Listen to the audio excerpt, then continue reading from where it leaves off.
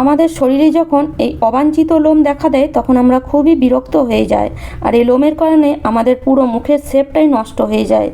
তখন আমরা পার্লারে গিয়ে ভ্যাক্স করাই, আবার অনেক সময় রেজার ব্যবহার করে ফেলি, কিন্তু এতে কি হয়, আমাদের যে ছোট ছোট লোম শুধুমাত্র হালকা করে বেরিয়েছিল সেটা আবার বেশি পরিমাণে বেরোতে থাকে, তখন আমরা আরও বিরক্ত হয়ে যাই। তো তাই আজ আমি আপনাদের জন্য নিয়ে এসেছি এই অবাঞ্ছিত লোম তোলার একদম ঘরোয়া পদ্ধতি। যদি আপনি এটা ইউজ করেছেন 100% আপনার স্কিন থেকে লোম আস্তে আস্তে একদমই কমে যাবে। কোনো রকম ব্যথা ঝামেলা ছাড়াই আপনি আপনার স্কিন থেকে একদম খুব সহজেই এই অবাঞ্ছিত লোম দূর করতে পারবেন। তো দেখুন, প্রথমে এখানে আমরা নিয়ে নেব সামান্য একটু ইনো। খুব বেশি নয়, হাফ চামচ থেকেও একটু আরও কম ইনো আপনাকে এখানে নিয়ে নিতে হবে। আর এটা হলো কি পাথর বলুন তো? এটা হলো ফিটকারি। এই ফিটকারি কিন্তু লোম তুলতে প্রচুর পরিমাণে সাহায্য করে।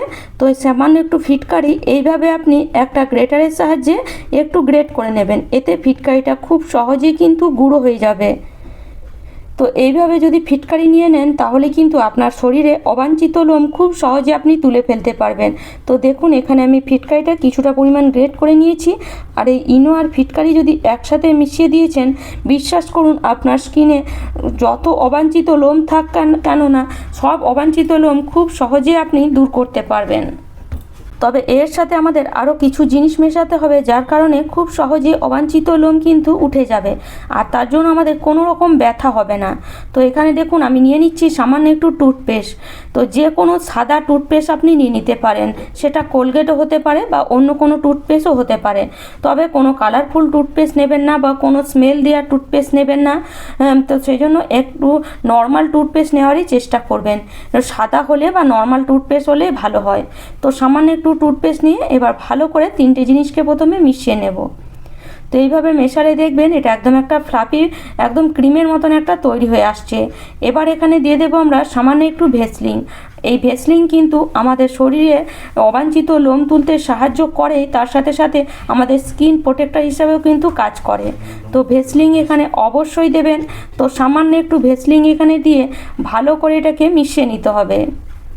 এইভাবে ভালো করে মেশালে দেখবেন একটা ক্রিমের মতন তৈরি হয়ে যাচ্ছে। এবার এর পাওয়ারটা আরও বাড়াবার জন্য এখানে আমি দিয়ে দিচ্ছি সামান্য একটু লেবুর রস। এই লেবুর রস কিন্তু আমাদের লোমকে হালকা করতে প্রচুর পরিমাণে সাহায্য করে।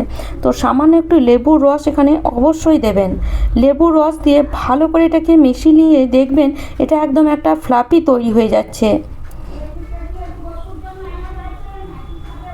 একদম ফ্লাফি ক্রিমের মতন একটা তৈরি হয়ে যাবে। এটা দেখুন, একটা একদম ফ্লাফি ক্রিমের মতন এটা তৈরি হয়ে যাচ্ছে। এবার এখানে মেন জিনিসটা দিয়ে দেব, যার কারণে কিন্তু আমাদের স্কিন থেকে লোম খুব সহজে উঠে যাবে কোনো রকম ব্যথা ছাড়াই। তো দেখুন, এখানে আমি এবার দিয়ে দেব হাফ চামচ পরিমাণে চালের গুঁড়ো। প্রথমে হাফ চামচ দেব, তারপরে যদি মনে হয় যে ব্যাটারটা পাতলা আছে তখন আরেকটু চালের গুঁড়ো এখানে দিয়ে দেব। তো প্রথমে আপনি হাফ চামচ দেবেন, তারপরে যদি মনে হয় যে হ্যাঁ ব্যাটারটা খুবই পাতলা হয়ে গেছে তখন আরেকটু মিশিয়ে দিতে পারেন। তো এখানে আমি আরেকটু মিশিয়ে দিলাম, মনে হলো ব্যাটারটা খুবই পাতলা হয়ে গেছে। তো এবার এটাকে খুব ভালো করে কিন্তু কিছুক্ষণ ধরে মিশিয়ে নিতে হবে। মেশাতে মেশাতে দেখবেন এটা একদম একটা ক্রিমের মতন তৈরি হয়ে আসছে, একদম একটা ফ্লাফি তৈরি হয়ে আসছে। তো এটাকে মোটামুটি আপনাকে 5 থেকে 7 মিনিট খুব ভালো করে এইভাবে চামচ দিয়ে মিশিয়ে যেতে হবে। আর মেশাতে মেশাতেই দেখুন এটা একদম একটা ক্রিমের মতন একদম একটা ফ্লাফি তৈরি হয়ে আসছে। আর এটা দেখে আপনি বুঝতে পারবেন যে হ্যাঁ আপনার স্কিন থেকে লোম খুব সহজেই উঠে যাবে। যখন এরকম একদম ক্রিমের মতন হয়ে আসবে তখন এবার আমরা এটাকে দিয়ে লোম তুলতে পারি। তবে এটা সঙ্গে সঙ্গে ব্যবহার করে নেবেন, এটা কিন্তু রাখা যাবে না।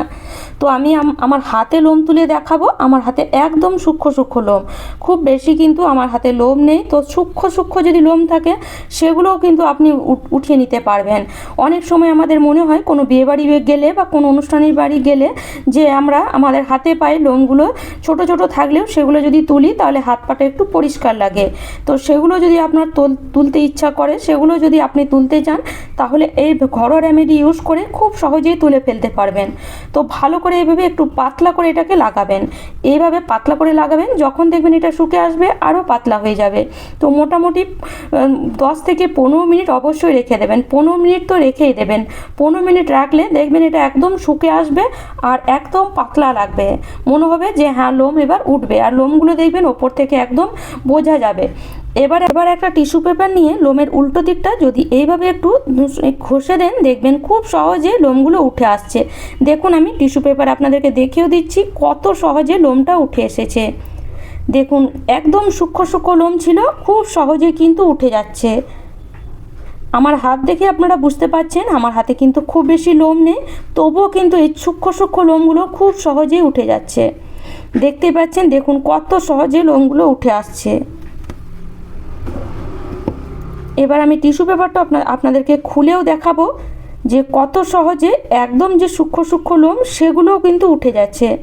তো এই ঘরোয়া রেমেডি ইউজ করুন, এতে আপনার স্কিনে কোনো রকম ক্ষতি হবে না। বাইরের যে কেমিক্যালযুক্ত ওষুধ বা আমরা যে পার্লারে গিয়ে যে ভ্যাক্স করাই, তাতে কিন্তু আমাদের স্কিনে প্রচুর ক্ষতি হয়। রেজার ব্যবহার করলে আমাদের স্কিনে প্রচুর ক্ষতি হয়, কিন্তু এই ঘরোয়া পদ্ধতি ব্যবহার করুন, আপনার স্কিনে কোনো রকম ক্ষতি হবে না।